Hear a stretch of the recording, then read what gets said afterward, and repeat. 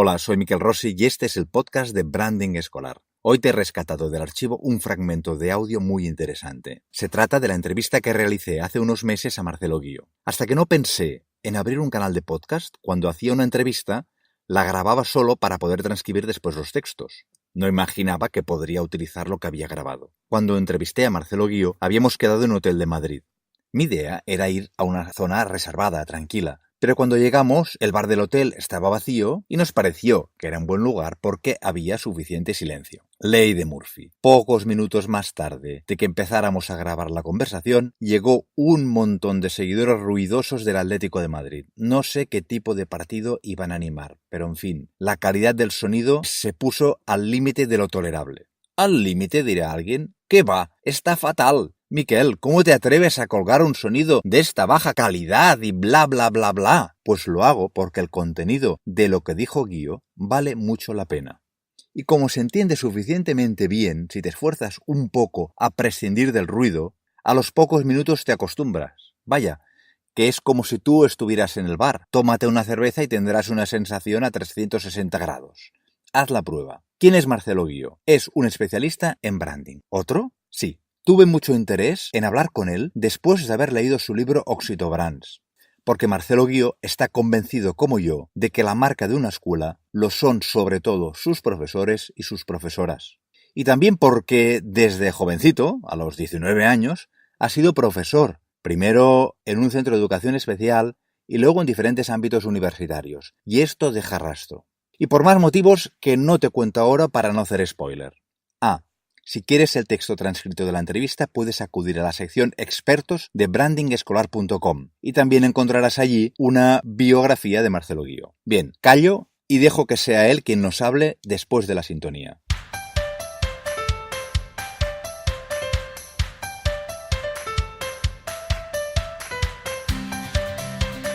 Branding Escolar, el podcast para hacer de tu escuela una gran marca. Bueno, pues que una escuela es una marca, digo, aunque muchos docentes les duele aceptarlo. Claro. Les duele aceptarlo. Quizá ya lo acepten, pero les duele aceptarlo. ¿Qué podemos decirles para que no solo lo acepten, sino que les satisfaga esta realidad? A ver, hace un tiempo me hicieron una entrevista con temas de bancos. Y yo había dicho en ese momento que un banco difícilmente sea una Oxito Brand o una Labmark. Porque donde entra el dinero difícilmente entra el amor. Cuando entra el dinero y el amor se complica. Claro. Yo creo que los prejuicios que surgen del tema de marca en relación a la educación tienen que ver con ese mismo prejuicio. Es decir, se entiende que la marca tiene que ver con un negocio, y cuando hablo de negocio lo digo esto entrecomillado, es decir, un negocio visto desde una perspectiva negativa, no desde un negocio que permite que una sociedad funcione. Y desde esa perspectiva hay como un prejuicio que está relacionado con que si entendemos a la escuela como una marca y una marca es un negocio y la escuela por carácter transitivo es un negocio, abandona aparentemente desde esta perspectiva su rol transformador en la sociedad. Y nada más lejos de la realidad. Es decir, todos somos marca, empezamos por esa parte. Es decir, todos de alguna manera tenemos, de alguna manera no, obviamente todos tenemos una identidad, manifestamos esta identidad a través de un vehículo transmisor que puede ser nuestra forma física, la forma de hablar, cómo nos movemos, etcétera, que permite que los demás perciban una imagen particular de nosotros. El punto clave aquí es tener una marca implica reforzar una identidad particular para ser percibido de una manera particular por el contexto de tu mercado. En este caso, ¿tu mercado cuál es? La educación, es la sociedad en general. ¿Cómo quieres ser percibido desde esa perspectiva? Entonces, el punto del negocio, quitando ahora por un rato el tema del negocio, es entender que si tienes una marca tienes una posibilidad de que seas identificado claramente.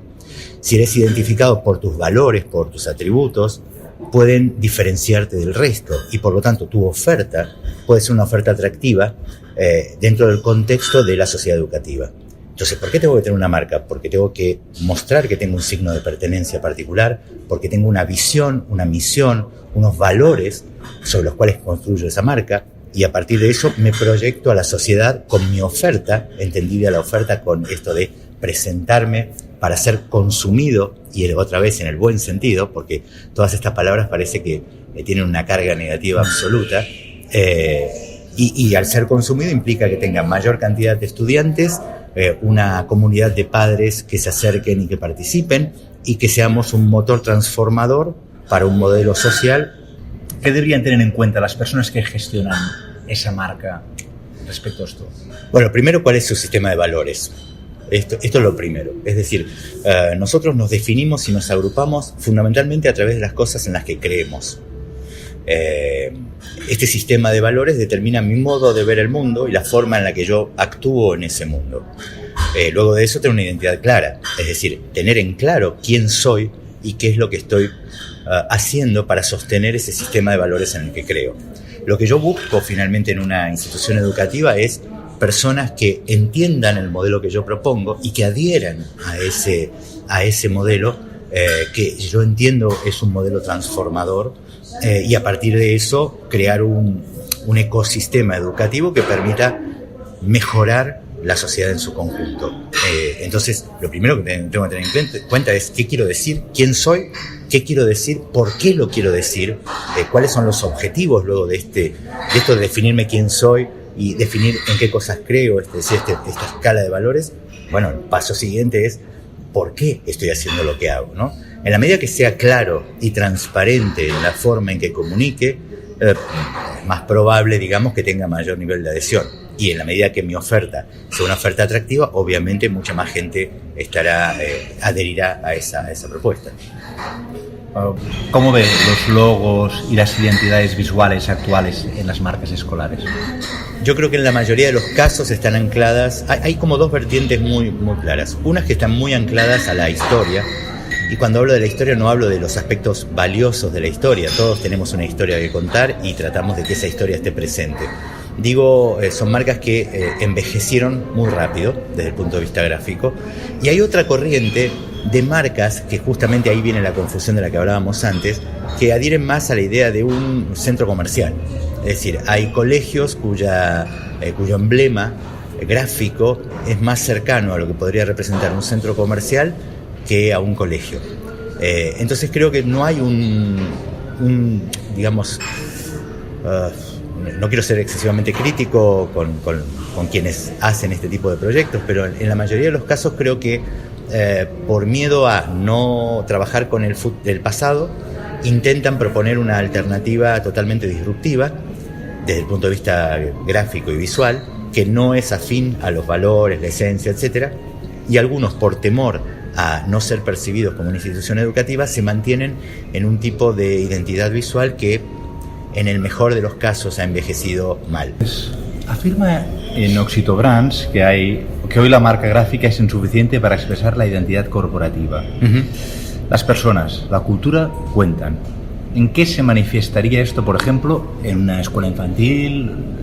Cuando hablamos de marca y decimos marca es la promesa de una experiencia única, en realidad estamos diciendo mucho más que el simple logo. A veces también hay una confusión, ¿no? Dice, bueno, la marca es el logo. No. El logo es la emblemática de la marca, es decir, es un elemento que representa algún aspecto puntual de la identidad que voy a transmitir. Pero así como en un principio se hablaba de la imagen corporativa, y entonces decíamos que la imagen corporativa tenía que ver con todos los soportes en los que esa marca gráfica se iba a presentar y cómo eso iba a derivar en distintas aplicaciones, bueno, el branding vino a ampliar un poco más el territorio. Es decir, ya Norberto Chávez hablaba de la imagen corporativa de las cuestiones de la semiosis institucional, es decir, los aspectos vinculados a la comunicación, Joan Costa lo mismo, pero bueno, desde el punto de vista del branding esto se ha ampliado mucho más. Es decir, todos los lugares donde la marca se manifiesta, es decir, en los que entra en contacto con sus potenciales audiencias, tiene que tener un nivel de integración particular.